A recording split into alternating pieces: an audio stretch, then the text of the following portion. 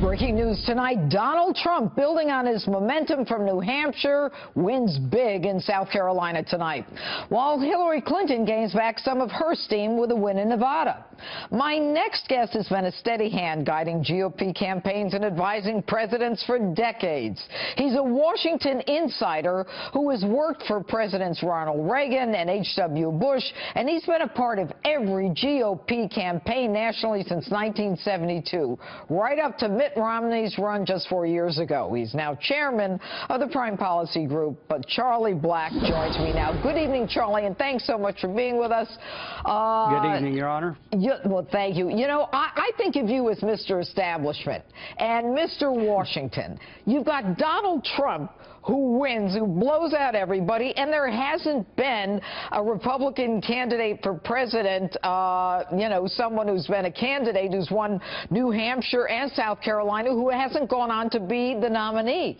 So is Donald Trump going to be the nominee? Well, I don't think so. I mean, sometimes these historical events are coincidences rather than driving forces that repeat themselves. Now, congratulations to Donald for a good win tonight. But what you see, I look at a lot of polls all over the country. You see that Donald can get 25, 30, maybe 33% in almost every state. But the people who are not in that 33% do not like him.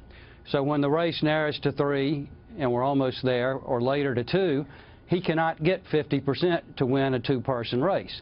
So we're underway now with the people leaving the field.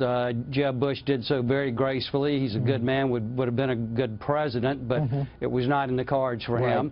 John Kasich's got a Midwestern strategy, so he'll still be in for a while, but what you might see in some of these southern states is basically a three-way race now. By the way, Ted Cruz has to do a lot better in a state as evangelical as South Carolina than 22%.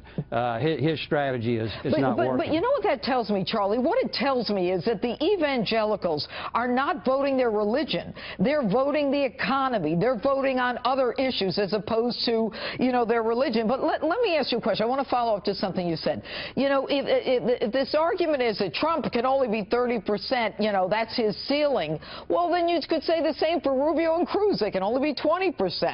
You know, and everybody's guessing where the bottom tier numbers go. But if Carson is an outsider, don't his numbers automatically go to the other outsider, Donald Trump? No, the votes that Dr. Carson is getting are from social conservatives who put those issues first.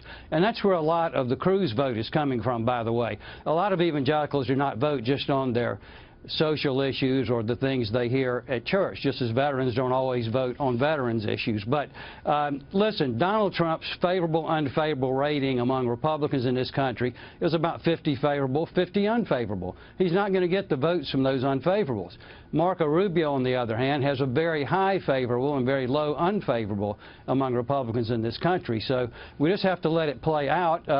Frankly, either Rubio or Kasich can beat him one-on-one. I don't think Cruz can. But what about the fact that, you know, Rubio, I mean, the comparison to Barack Obama is so clear. I mean, he's a one-term United States senator. I mean, don't you think most Americans, which is why these outsiders are doing so well, are fed up with the president and the administration we have? Doesn't Marco Rubio represent the same thing? And shouldn't he have done better with Nikki Haley and Trey Gowdy, who I love, and Tim Scott? Well, listen, he increased his poll number by 50% over what it was on Thursday, so those people did help him some. But listen, the only thing on their respective resumes that Barack Obama and Marco Rubio have in common is that one thing, the United States Senate. But Marco has used his 5 years in the Senate to learn intelligence, national security, foreign policy, and to be truly well qualified in those areas. I can't remember that Senator Obama learned anything while he was in the Senate. You heard Marco's story tonight. That's an appealing story to the American people. That he's surrounded with immigrants and second-generation immigrants is going to have great appeal not only to the Republicans in this country, but also to folks in the general election. But, you know, you do have to give Trump credit for winning as big as he did, a double-digit lead where, you know, the party, you know, heavyweights, the United States Senator and Congressman and the governor all are supporting Rubio. Rubio.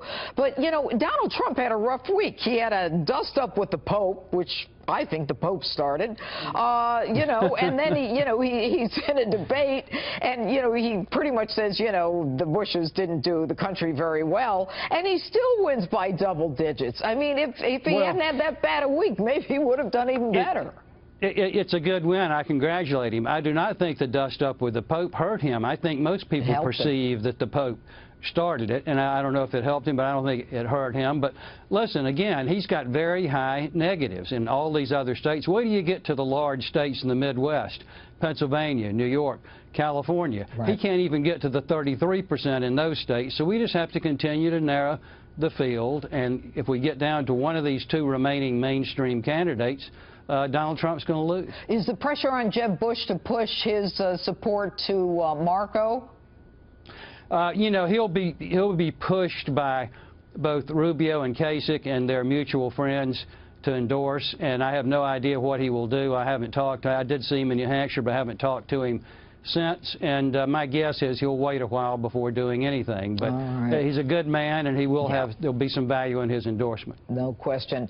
Charlie Black, a real giant in Republican politics. Thanks so much for being with us tonight. Thank you, Judge. Thank you very much.